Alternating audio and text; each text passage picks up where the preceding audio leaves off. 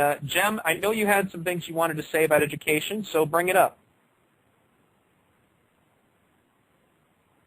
If she's still on the call. Yeah, sorry about that. I was muted. I volunteer in my kids' local school because of a lot of education cutbacks at the moment.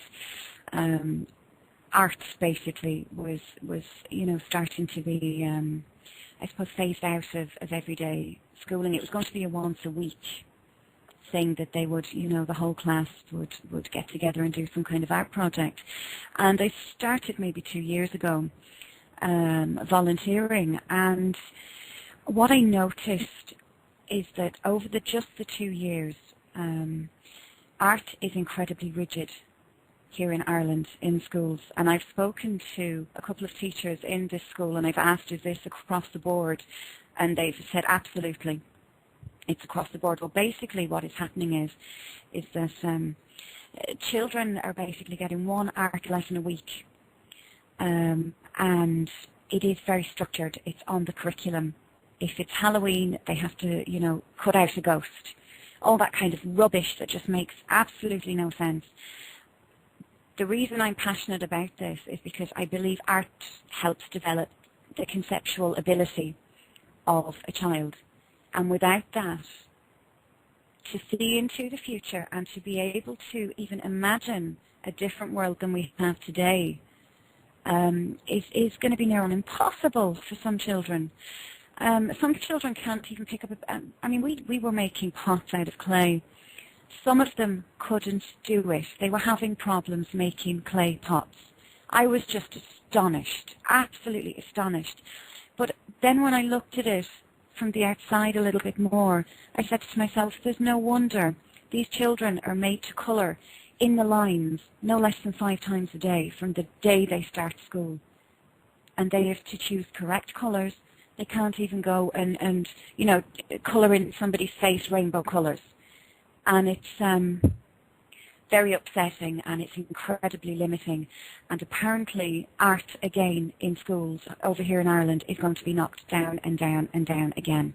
So basically where we would have had, let's say, 3 or 4 different art sessions a week, 3 of them on the curriculum, and 1 of them just a big free-for-all, which I believe every child needs. I mean, they need access to the best materials that they can get to make anything they want, to allow their brain to switch off and go into that, creative kind of mode.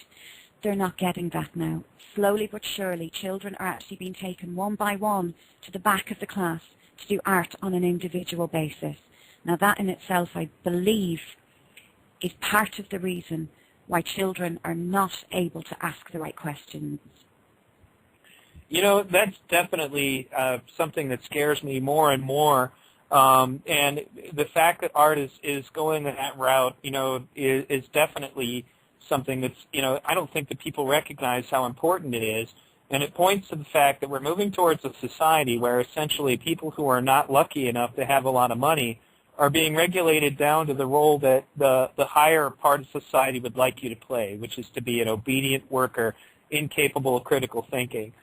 There's a very good part of a bit that George Carlin, may he rest in peace, did about that very point, was that, essentially there are people who own us. The corporations own us.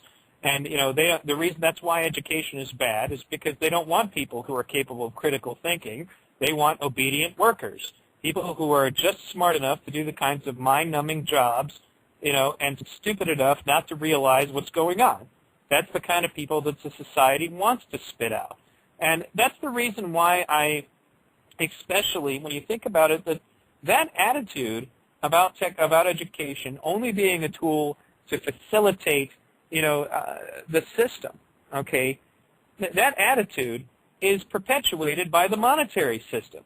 That's what motivates them to do this. Why would they want to control your education, to make you stupid so that you'll just work in the factories or do whatever they need you to do?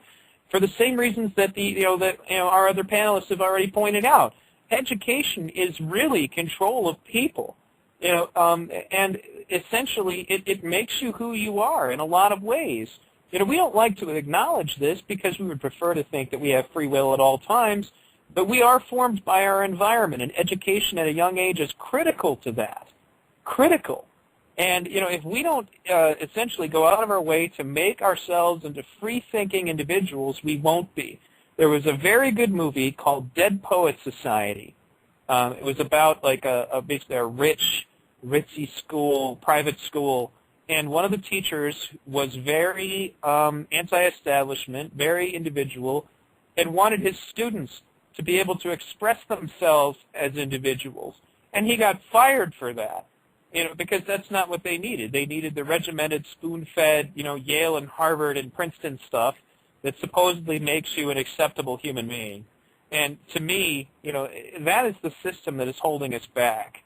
And when you look at the way that we talk about education in the Venus Project, you're talking about total cultivation of creative, independent thinking, to challenge anything that you don't understand, to if you see a flaw in something, to be open and honest about it, to be able to raise your hand and ask the teacher questions, or even correct the teacher if the teacher is wrong.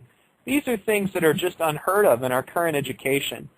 Now, Shane wanted to make a point. Go ahead, Shane.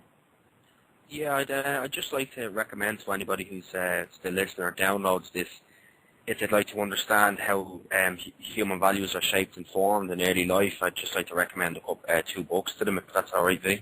Go ahead.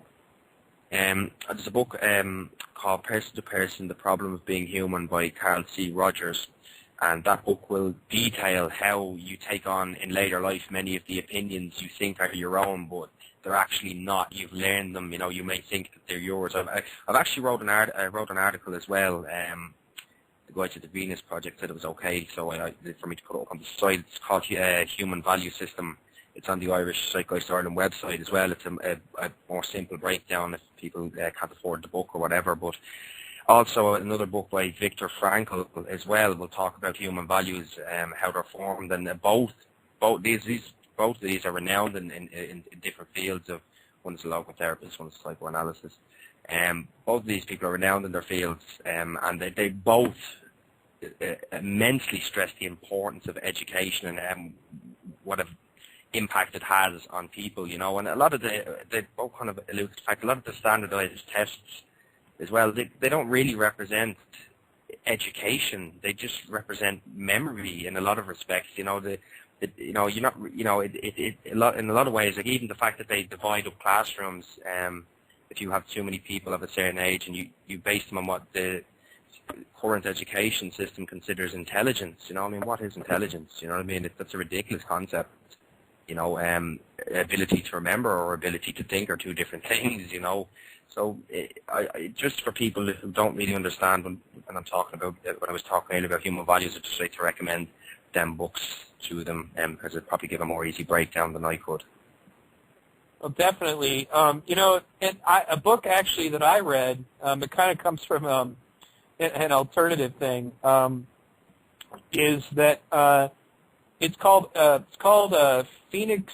Oh, I think it was called Phoenix. Oh man, I can't believe I can't remember this. Basically, it was a book by Robert Anton Wilson. Okay, and it's Prometheus Rising was the name of the book. And not only does it talk about how education forms who you are, it talks about the various stages of your development in which different circuits of your brain essentially are imprinted at different stages of your development. How that impacts who you become later in life. If you're nurtured when you're young, at the right stages, then you'll be more healthy in those ways.